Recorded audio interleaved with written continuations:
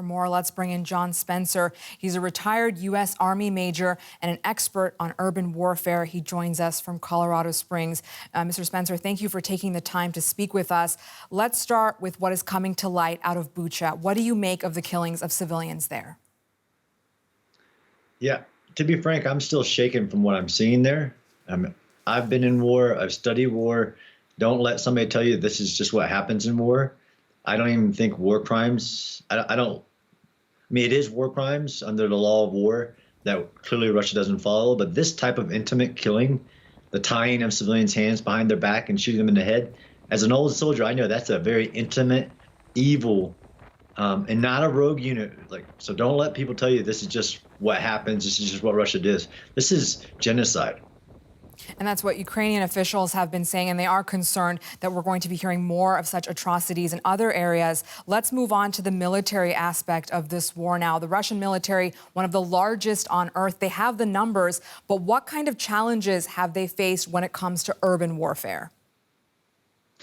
So they've been taught the lesson that most of us have known for a long time, is that the defender has the advantage. And if you don't have the capability to rapidly get into urban areas before they start defending it, then you'll pay a giant price or just fail. And that's what Russia did, to be clear, in Kyiv.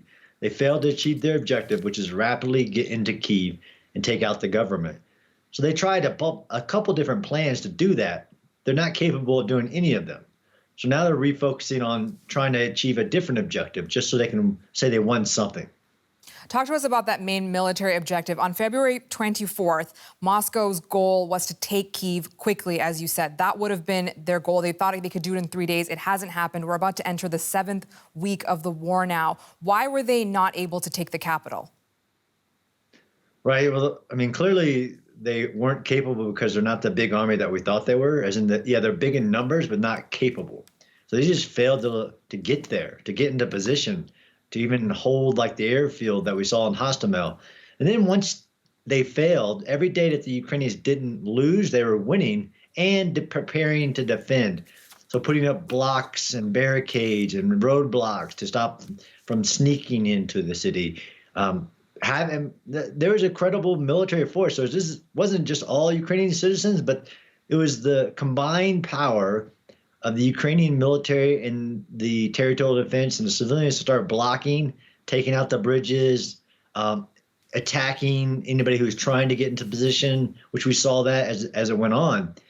So really, we didn't see an urban fight like what we're seeing in Mariupol that I study as much, because they closed the gates, is the analogy that I use. So they closed the gates to Kyiv, continued to contest the air, which, to be frank, is still vital to their survival. It was vital to their survival in Kyiv had they not been able to contest the airs and prevent the Russians from moving around and firing helicopter missiles and doing all that you can do from the air.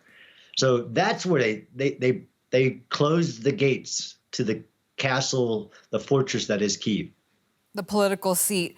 What's the Russian strategy now when they say that they're going to focus on the Donbass?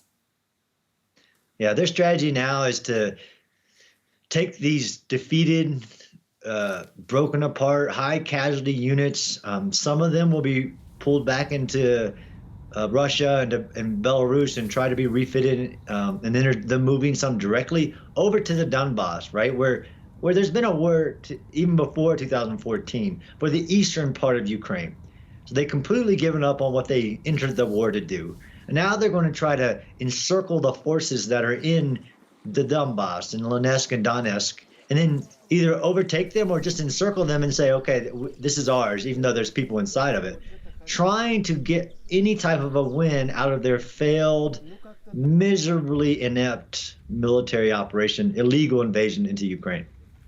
Major, we can't talk about Russia's military failures in Ukraine without talking about Ukrainian resistance. You said very early on in this full-scale invasion that Ukraine has a real chance militarily despite being outnumbered and outgunned. What is your assessment now?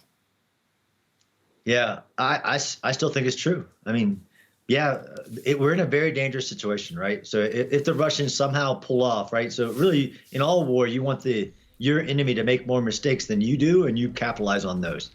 but they still don't have the thing that we know is the most critical thing in war. It's not the size of your military.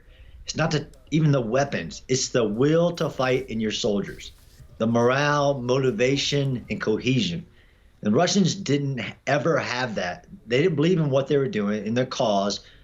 Clearly, some of them have evil in their minds and created, caused great horrors. But the Ukrainian military and the citizens that are fighting along with them and the territorial defense have what we know is vital in a battle like this. So there's no certainties on what's going to happen, because even if the Ukrainians were outnumbered in some of these locations, they're not, to be clear. They've been fighting for a long time in the Donbass, and those are some of the strongest Ukrainian military forces that Ukraine has. But they have what the Russians don't, which is the will to fight. And even the citizens, look at Mariupol. That's amazing that they're still fighting, still holding out after weeks of siege and no water, no food, no nothing. John Spencer, an urban warfare specialist with the Madison Policy Forum. Thank you very much for your time and for your insights. Thank you.